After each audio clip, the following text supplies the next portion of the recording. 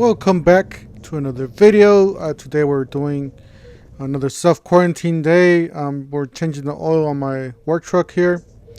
As you guys can see, it's a 2009 Ford Ranger. So yeah, since we can't really do nothing, go out or anything, so I might as well do something. We're gonna be putting on this vehicle Quaker Stake, the or oil air filter, and we're gonna be using the icon sockets there, so you guys saw, and just the Husky Ratchet that I have laying around.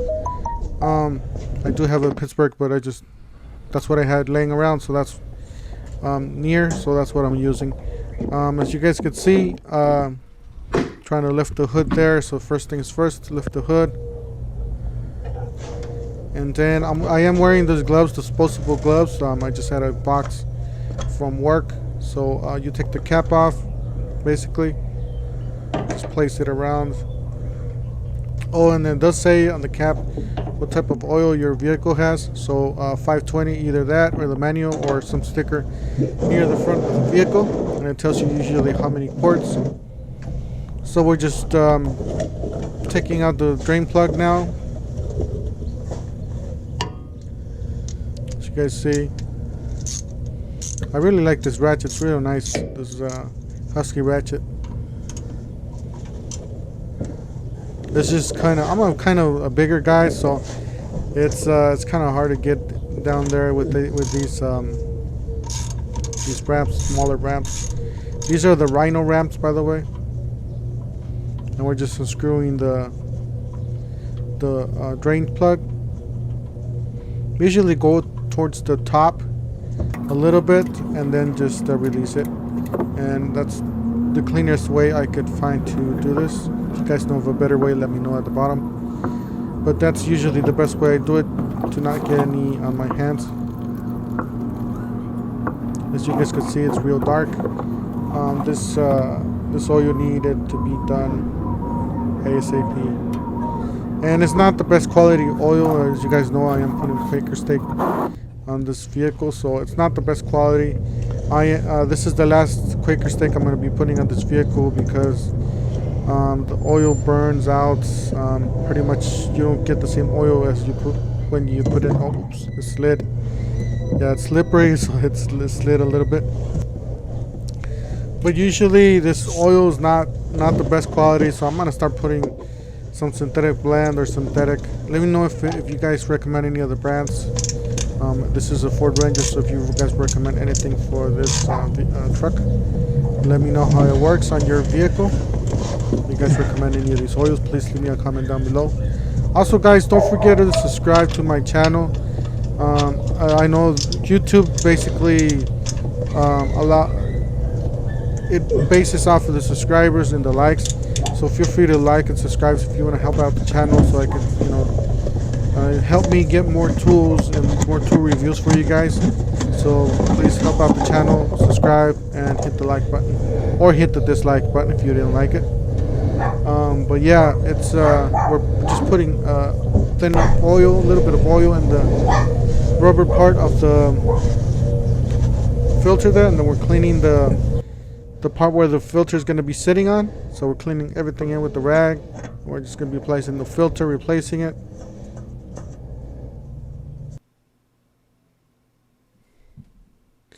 And I just did tighten up the bolts, just make sure it was real tight, the drain plug.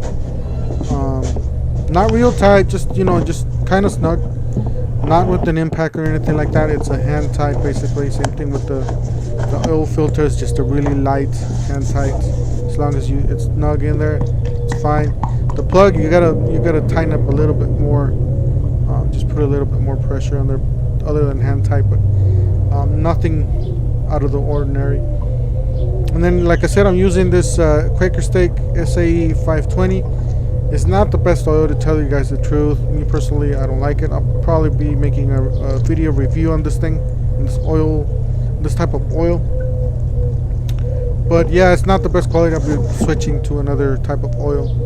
And I did have 1 quart left on this one.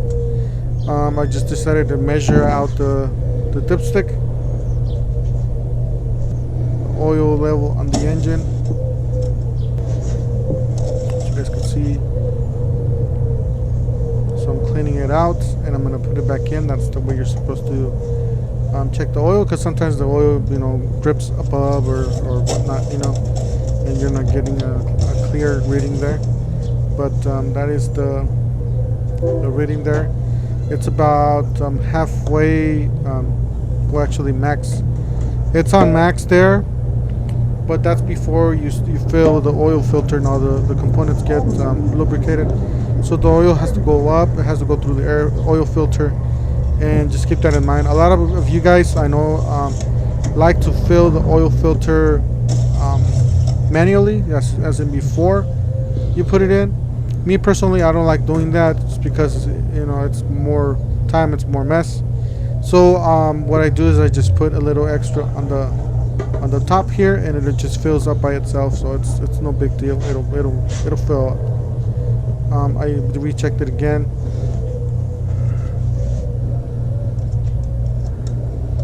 As you guys see, I just like checking it several times. And I'm gonna be turning on the vehicle to make sure all the components get lubricated, all the filters, you know, the filter gets filled up with the oil. And once it's on for a couple minutes, not a lot, you know, just 1-2 minutes, and just turn it back off. Recheck the oil, make sure you're on a level surface, of course. Recheck the oil.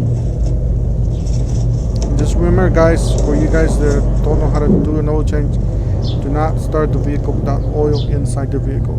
That will damage your vehicle. So as you guys see, it went down after I started. So what I ended up doing is I just ended up pouring all of it in. I knew that this truck does take the 5 quarts, but I just wanted to do it for the camera, so you guys will know the difference between just an oil where you pour in and oil after you turn on the vehicle and it gets lubricated, and you see the amount go down, you know, and I'm just pouring the rest, the quart that was left. And usually I just prop it up and just let it sit there for a few seconds there. And then this is what I do to dispose of the oil. It's probably the cleanest way I could think of. If you guys know a better way, let me know.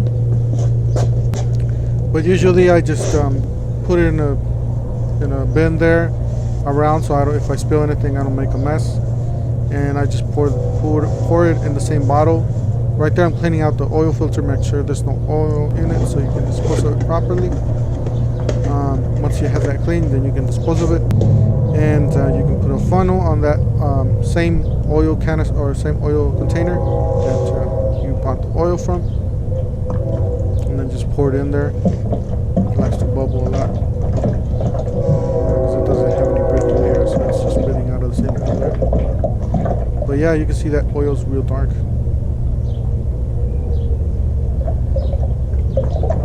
That's the best way I could find out to dispose of this oil.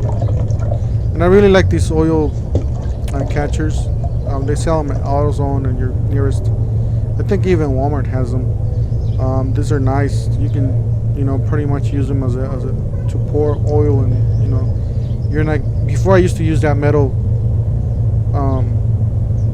thing on the bottom to do my oil changes, but now I just bought one of those, and it's a lot easier, a lot cleaner, and you don't spill any oil. Now I use it to protect in case I do any leaks. You know, if it has any oil leaks or anything, I just quickly wipe it clean. But yeah, and having a rack by you at all times, it's a great decision because you can keep everything clean and reuse it for the next time.